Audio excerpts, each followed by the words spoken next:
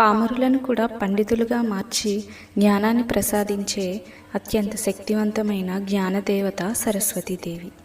29 September Dasara నవరాత్రులలో 9వ రోజు సోమవారం. అమ్మవారు సరస్వతీదేవి అలంకరణలో దర్శనమిస్తారు. ఈరోజు అమ్మవారిని తెలుపు రంగు చీరలో అలంకరిస్తారు. పాయసాన్ని ప్రసాదంగా నివేదన చేస్తారు. తెల్ల కలువ పువ్వులతో పూజిస్తారు. ఈరోజు సరస్వతి ద్వాదశ నామ స్తోత్రాన్ని పఠించడం వల్ల మంచి లాభాలు కలుగుతాయి. దసరా నవరాత్రులలో మూలా నక్షత్రానికి ప్రత్యేక విశిష్టత ఉంది. చదువుల తల్లి సరస్వతీదేవి రూపంలో దుర్గాదేవి దర్శనమిచ్చే పవిత్రమైన రోజు. బ్రహ్మ చైతన్య స్వరూపిణిగా సరస్వతీదేవిని పురాణాలు వర్ణిస్తున్నాయి.